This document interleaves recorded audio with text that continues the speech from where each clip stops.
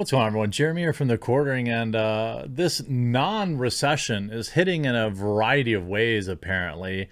Apparently, it's really crushing the lemonade stand economy, but not for the exact reason you might think. In fact, it's bringing thieves and scumbags to lemonade stands to rob them or pass off literal fake money to kids who don't know any better.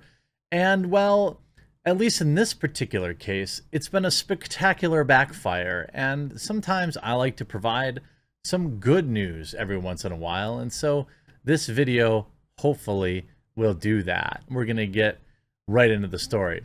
Cops looking for man who scammed an 11-year-old's lemonade stand with a fake $100 bill. Read that again. Oh, I will. Cops looking for man who scammed 11-year-old's lemonade stand with counterfeit $100 bill.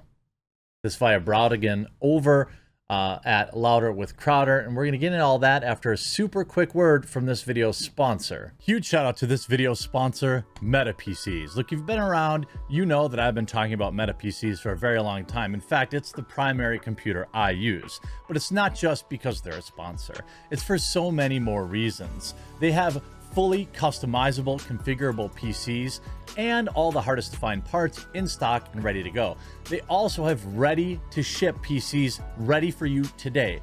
Here's a couple reasons why I like Meta PCs. First and foremost, it's veteran ownership. Meta PCs is a veteran-owned business. One of Meta's owners has served both in Afghanistan and Iraq and received a Purple Heart for his service. Meta also employs military veterans in Meta's operations center and also provides systems to veterans going back to school to help them re-enter the workforce all across the United States.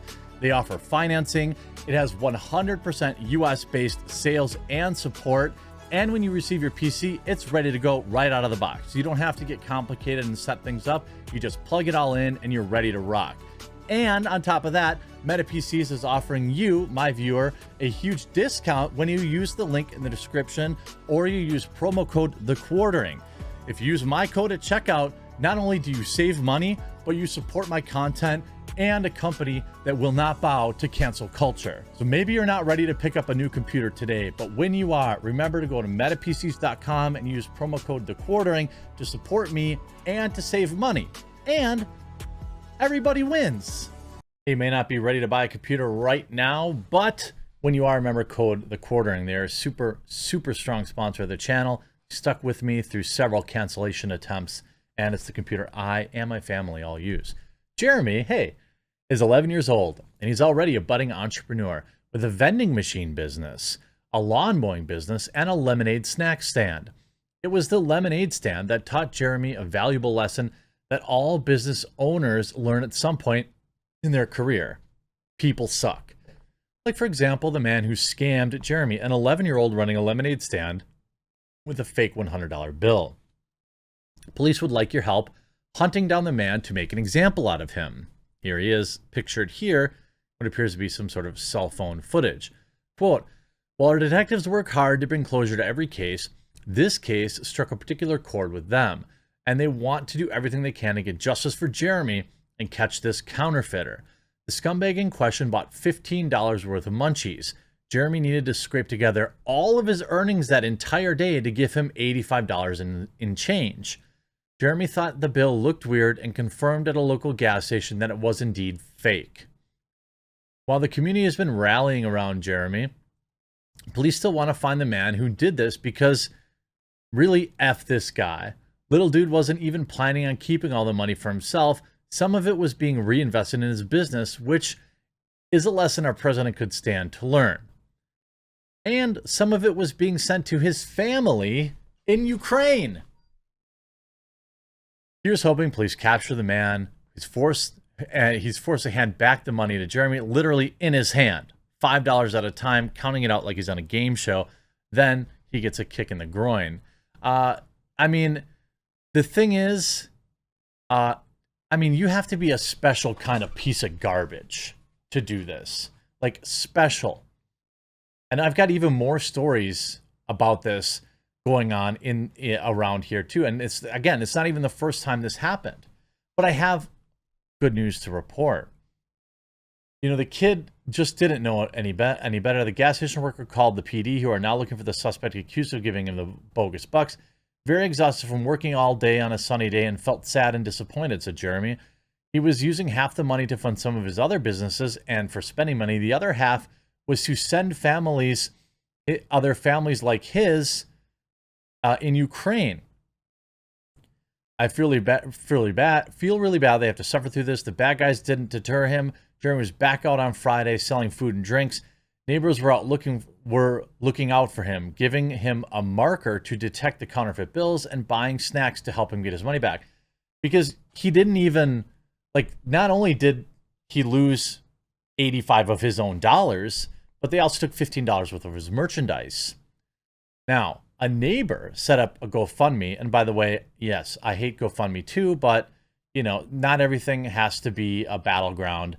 And you can see he's now raised $10,000. They raised $10,000 for the kid.